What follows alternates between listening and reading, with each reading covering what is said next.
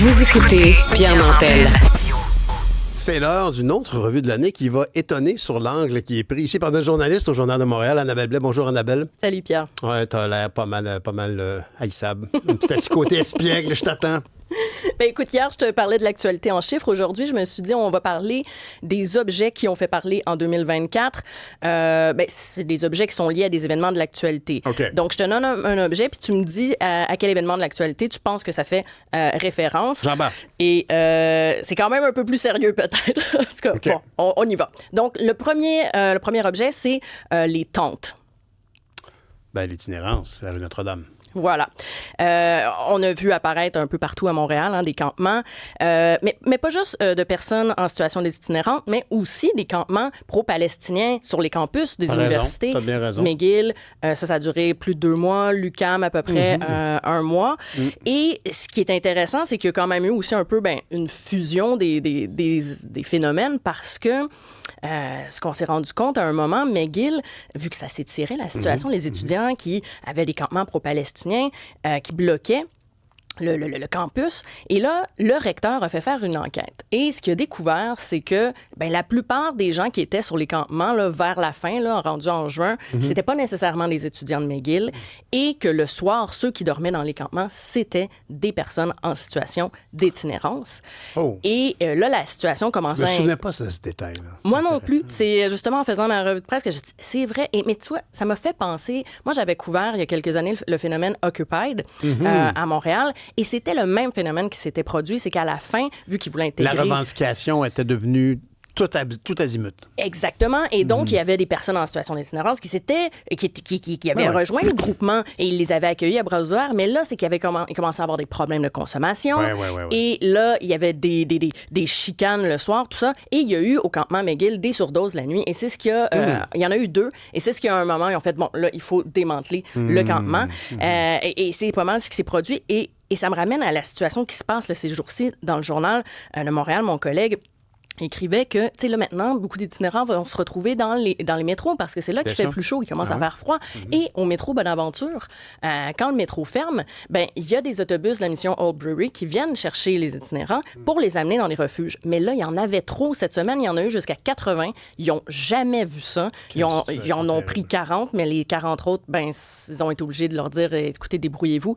Parce qu'on n'a pas encore franchi le seuil qui mobiliserait, par exemple, que la ville ouvre une aréna chauffée pour accueillir tout le monde sur des lits. Ouais, on n'est pas encore là. Les organismes qui disent aussi, c'est que le plan, OK, ils connaissent à peu près au mois de 1er décembre, ça va être quoi leur financement, comment ils vont s'organiser. L'hiver est déjà commencé.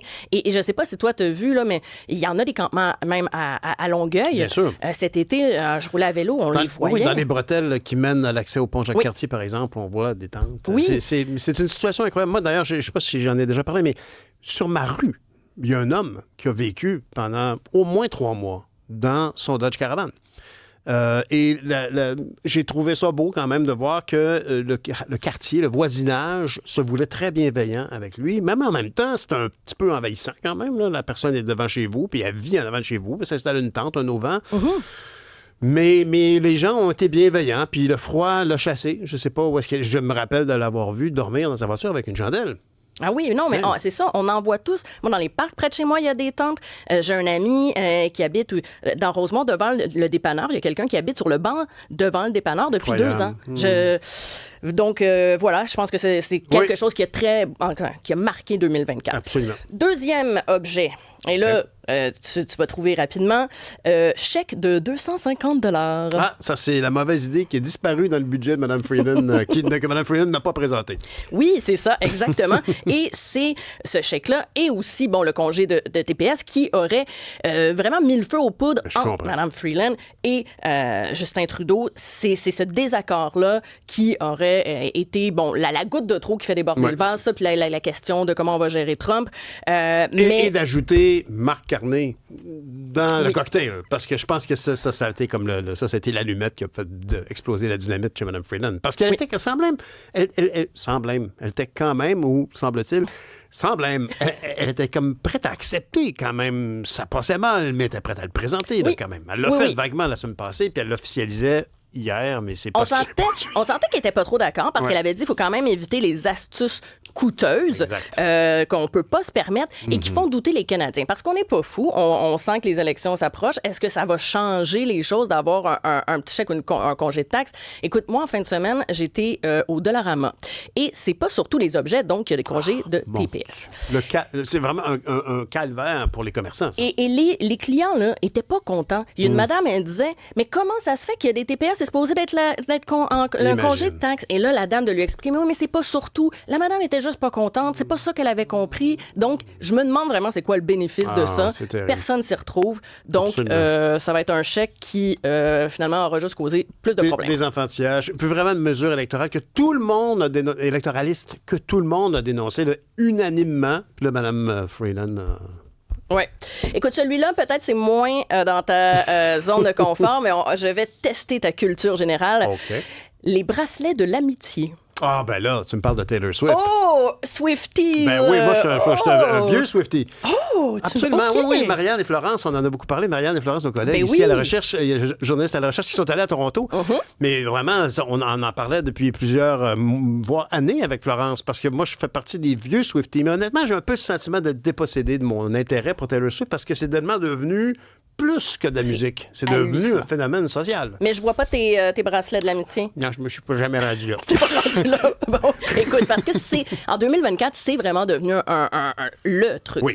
Parce que, bon, la tournée Eras Tour de Taylor Swift, ça faisait 2 ans, et là, ça s'est conclu il y a une semaine ou deux à Vancouver, et juste avant ça, c'était à Toronto. Donc, tu sais, c'est là que nous, le Canada, on a été frappés de plein fouet, mais la planète entière, ça a pris un mouvement, cette histoire de bracelets-là. Incroyable. Donc, les Swifties qui ont des petits bracelets en perles de plastique, puis ils s'échangent ça pendant le spectacle. C'est tellement fou, OK? Je lisais qu'il y a des médias australiens qui ont rapporté que quand Taylor Swift s'est rendue en Australie pour sa tournée, il y a des magasins, OK, qui ont manqué de petites perles de plastique. Ils étaient backorders, ces perles de plastique. Tout le monde capotait sur les petits bracelets. Puis moi, je dois dire que même si je me sens pas mal compétent en termes de... On voit à l'écran, on voyait plein de bracelets.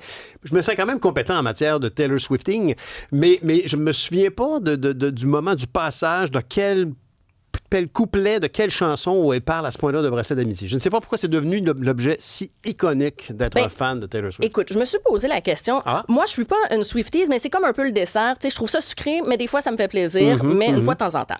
Et je pourrais pas te nommer la chanson précise, mais il y a une chanson où elle parle d'une peine d'amour et qu'elle dit, elle parle de cette première peine d'amour d'adolescence et qu'elle dit, comme à l'époque où on se faisait des petits bracelets. Okay. Bref, elle mentionne le mot de faire des bracelets. Et donc, il y a une Swiftie qui, avant la tournée là, je crois que c'est pour Eras Tour, qu'elle a dit, on pourrait tous se faire des bracelets, embarquons là-dedans. Et là, ça a culminé cette année, un truc de fou. Écoute, cette tournée-là, 2 milliards en revenus, c'est hallucinant. Absolument. Et je lisais là, que à Toronto, donc l'avenue du concert, ça a injecté 282 millions de dollars pour Toronto. C'est hallucinant. Et même à Édimbourg, en juin, les fans auraient fait trembler le sol lors des concerts, OK, selon l'Agence britannique des séismes. OK, il y a une activité sismique qui a été mesurée jusqu'à 6 km autour du stade. C'est hallucinant. Mais ça a pas des dimensions bien au-delà de la musique, mais pour n'importe qui, là, vraiment, j'incite n'importe qui à aller prendre la plateforme musicale de votre choix, puis écouter le dernier album, Dead Poets Society, et de l'écouter en lisant les paroles. C'est là qu'on voit quand même que c'est une artiste très intéressante, qui est très bénéfique, bienveillante, positive. C'est bon de voir que tous ces jeunes, toutes ces jeunes femmes en particulier, s'intéressent à un contenu culturel aussi positif, constructif, et elle est autrice-compositrice de la plupart de ces trucs. C'est pas une chanteuse. C'est un modèle là, pour les femmes, une femme forte qui fait beaucoup d'argent, qui prend ses décisions, qui a pas peur de ses opinions. Absolument. Moi, je trouve que, oui, j'aime bien. Là. J'en écoute une fois de temps en temps. Je ne pourrais pas te nommer toutes les chansons. Je comprends. Mais c'est un phénomène social. Il nous reste le temps pour un objet, sûrement. OK. Une dernière. Conduite d'eau. Le geyser à côté de Télé-Québec. Oui, exactement. Geyser, écoute, c'est arrivé en août sur René Lévesque, là, près du pont Jacques-Cartier. Incroyable. Et ça, c'est, 40 millions de litres d'eau, d'eau potable, qui ont jailli comme ça d'un coup. C'est une conduite de 84 pouces qui avait cédé. Et c'était une conduite qui avait vieilli de façon prématurée. Elle avait été installée en 85. Elle aurait dû écoute, avoir 100 ans de vie. Et ça, c'est un problème. Et ça survenait, OK, quelques jours après qu'il y avait déjà eu les restes de l'ouragan Debby. C'est vrai. Qu'il y avait déjà eu des inondations. C'était de l'eau potable, c'était pas de l'eau, Non, c'est ça. Aqueduc, là. Oui, là, c'est ça. Mais ça nous montre là, que l'histoire du tuyau d'eau potable, c'est une chose, on a des questions d'entretien, mais la ville a aussi tout son réseau.